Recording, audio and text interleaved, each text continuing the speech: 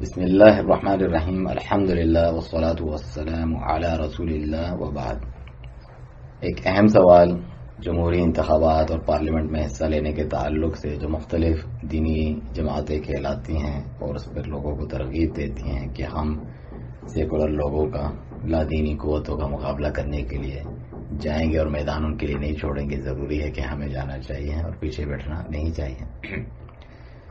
اس تعلق سے فضیلت الشیخ ربیع بن ہادی المدخلی حفظہ اللہ سے سوال ہوا کہ بعض کہتے ہیں اگر سلفی پارلیمنٹ اور انتخابات میں حصہ نہیں لیں گے تو وہ انہی سیکولروں کے لیے یعنی پارلیمنٹس کو سیکولر لوگوں کے لیے جو ہے چھوڑ دیں گے، آپ کی اس بارے میں کیا رائے ہیں؟ اس کے جواب میں شیخ فرماتے ہیں کہ اللہ کی قسم میں نے تو انہیں دیکھا ہے کہ جب وہ پارلیمنٹ میں داخل ہوتے ہیں تو وہ ان سیکولروں کے ہاتھوں میں اعلی کار بن کر رہ جاتے ہیں، جو لوگ اس زعم میں مبتلا ہیں کہ اگر وہ پارلیمنٹ میں داخل ہوں گے اور انہیں ان کرسیوں سے اٹھا پھینکیں گے اور ان کی جگہ خود قابض ہو جائیں گے تو کیا پارلیمنٹ میں حصہ لینے والوں کو یہ حاصل ہو پایا ہے؟ کیا انہوں نے سیکولروں کو ان کی کرسیوں سے اٹھا پھینکا یا پھر اس کے برعکس الٹا سیکولر کو مزید رسوخ حاصل ہو گیا؟ کیونکہ جب یہ مد مقابل آئے تو انہوں نے بھرپور تیاری کر لی، انہوں نے اور شدت کے ساتھ مقابلہ کرنے کی ٹھان لی۔ اب آپ ان پر غالب آنا چاہتے ہیں اور وہ آپ پر، اور آخری نتیجہ یہی نکلتا ہے کہ وہ آپ پر غالب آ جاتے ہیں، کیونکہ آپ نے وہ شرعی راستہ اختیار کیا ہی نہیں جو اللہ تعالیٰ کی طرف سے نصرت کو لازم کرتا ہے۔ یہ بات تو بالکل معروف اور جانی پہچانی ہے کہ اخوان المسلمین کامیاب ہوئی جب وہ شام، عراق اور مصر وغیرہ کی پارلیمنٹ میں داخل ہوئی، اخوان المسلمین کی طرح ہمارے ہاں جماعت اسلامی ہے پاکستان میں۔ تو شیخ فرماتے ہیں کیا وہ کامیاب ہوئی اور اسلام کو قائم کر دیا، یا الٹا اس کا نتیجہ یہ نکلا کہ بعثی کمیونسٹ اور ان کے شرکاء نصارہ وغیرہ میں سے اس وجہ سے مزید طاقت میں آ گئے اور دوسری طرف یہ لوگ مزید کمزور پڑ گئے، پھر کون سے مقاصد کی تکمیل ہو پائی؟ میرے بھائی، ہم تو یہ کہتے ہیں کہ آپ دعوت اللہ میں حکمت اور اچھے پیرائے میں وعظ و نصیحت کا راستہ اختیار کریں اور لوگوں کی اس پر تربیت کریں، جیسا کہ انبیاء کرام علیہ الصلوۃ والسلام نے کیا۔ وہ ایسے لوگوں کی طرف بھیجے گئے جو طواغیت تھے، اور ہو سکتا ہے ان کے وہاں پارلیمنٹ یا اس پارلیمنٹ کے قائم مقام کوئی نظام موجود ہو، پھر وہ جاتے ہی ان سے کرسی کے لیے مقابلہ کرنے لگے کہ اس طرح نقصوں کی اصلاح ہوگی، کیا اس طرح کیا؟ انہوں نے ایسا نہیں کیا۔ ابراہیم علیہ الصلوۃ والسلام آئے جبکہ واحد بادشاہ تھا، اللہ کی قسم انہوں نے یہ نہیں کہا کہ میں پارلیمنٹ میں داخل ہوتا ہوں اس کے بعد اصلاح کروں گا۔ رسول اللہ صلی اللہ علیہ وآلہ وسلم کو دیکھیں، انہیں تو مکہ کی بادشاہت کی پیشکش بھی کی گئی لیکن آپ صلی اللہ علیہ وسلم نے وہ ٹھکرا دی۔ آپ صلی اللہ علیہ وسلم نے اسے ٹھکرا دیا اور دعوت اللہ کے راستے پر چلتے رہے اور لوگوں کو شر کو گمراہی سے بچانے کی مہم پر گامزن رہے۔ پھر کیا آپ لوگ سیکولروں سے لڑائی میں شرک اور گمراہی کو مزید تقویت نہیں دیتے؟ کیونکہ ایسا نہ کرنے پر آپ اس کے مخالف کہلائے جائیں گے۔ میرے بھائی، آپ کفریہ مواد پر حلف اٹھاتے ہیں کہ آپ اس کا احترام کریں گے، اس کی تصدیق کرتے رہیں گے اور اس پر عمل پیرا رہیں گے، پھر اس صورت میں آپ شرک میں مبتلا ہو جاتے ہیں، اعوذ باللہ نعوذ باللہ، پھر اسلام کے لیے کچھ بھی پیش نہیں کر پاتے۔ میں یہ سوال کرتا ہوں، جب ان کی حکومت ہوئی مصر میں تو انہوں نے اسلام میں سے کوئی چیز نافذ کی تاکہ ہم بھی انہیں اپنا نمونہ بنائیں؟ انہیں سیکولروں کے مقابلے میں غلبہ ملا، انہیں کرسیوں سے اتار پھینک کر خود قابض ہوئے۔ جب وہ ایسا کر لیتے ہیں اور واقعی اسلام نافذ کر دکھاتے ہیں تو پھر ہم بھی اس معاملے میں ذرا دیکھ سکتے ہیں، ہو سکتا ہے ہم ان کے نقش قدم پر چلنے کا سوچیں، یہ کہتے ہوئے کہ ان جیسوں کو تو اس طرح سے وہاں کامیابی حاصل ہوئی تو ہمیں بھی یہاں حاصل ہو جائے گی۔ لیکن حقیقت تو یہ ہے کہ ہمیں سوائے شکست کے، سوائے ضیاع کے، سوائے نوجوانوں کو دعوت اللہ سے ہٹا کر اس میں مشغول کرنے کے کچھ نظر نہیں آتا، بلکہ انہیں جھوٹ کی تعلیم دیتے ہیں اور جھوٹے پروپیگنڈا پھیلانے کی، تاکہ جب انہوں نے کرسی کے لیے بطور امیدوار منتخب کیا ہے اس کی جیت ہو سکے، جسے انہوں نے منتخب کیا اس کی جیت ہو سکے، بلکہ انہیں تعلیم دیتے ہیں کہ کیسے رشوت کا لین دین کریں، بس وہ ان کے اخلاق برباد کر دیتے ہیں۔ کتنا ہی ان انتخابات، الیکشنز، امیدوار بننے اور مزاحمت و مقابلے نے اخلاق کو تباہ برباد کیا ہے، کتنا ہی انہوں نے اخلاق کو بگاڑا اور جھوٹ، رشوت، خیانت اور دھوکہ بازی اور آخر تک برائیوں کی تعلیم دی ہے. پھر ان اعمال کی وجہ سے دعوت مر جاتی ہے، دعوت کی موت واقع ہو جاتی ہے. یعنی دعوت اللہ تبارک و تعالی جب داعیانی جھوٹے فتنے کی آگ بھڑکانے والے فتنہ باز ہوں گے تو اسلام کی قسم، تو اللہ کی قسم نعوذ باللہ، لوگ ان پر اعتماد کرنا چھوڑ دیں گے اور ان کی دعوت کو قبول نہیں کریں گے. لیکن وہ آپ کو دیکھتے ہیں کہ آپ ایک ایسے انسان ہیں کہ اللہ تعالیٰ فرماتا ہے قل ما اسألکم علیہ من اجر وما انا من المتکلفین، کہہ دیجئے کہ میں تم سے اس تبلیغ حق پر کوئی اجر اجرت و بدلہ نہیں مانگتا اور نہ میں تکلف و بناوٹ کرنے والوں میں سے ہوں. پھر یہ تکلف کیوں کرتے ہیں؟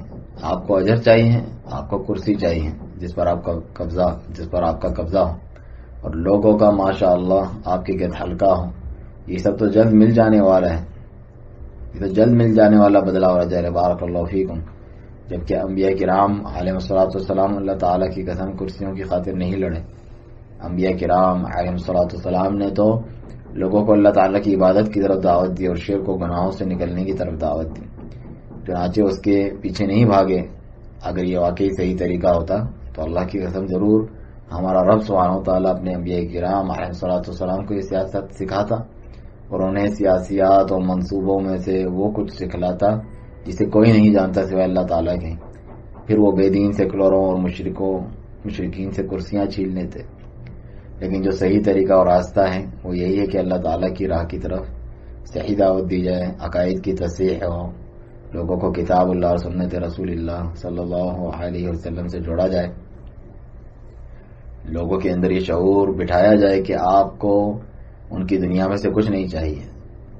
آپ نہیں چاہتے مگر صرف وہی چیز جو خود ان لوگوں کو فائدہ دے.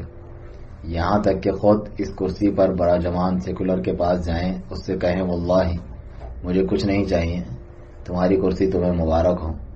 اس کے خلاف اس کی کرسی کی خاطر لڑنے اور مقابلے کرنے کے بجائے اس کے پاس اس کے گھر جائیں، اس کے سامنے نصیحت پیش کریں جس میں دلائل ہوں. ہو سکتا ہے اللہ تعالیٰ آپ کے ہاتھوں سے ہدایت عطا فرمائے. یہ بہت بہترین اور احسن طریقہ ہے بنسبت اس کے اس کا مقابلہ اور جنگ کی جائے اور اس معرکہ آرائی میں رشوت اور جھوٹ کے ساتھ داخل ہوا جائے. کبھی بھی یہ سیکولر آپ کی بات نہیں مانے گا اور نہ وہ سیکولر.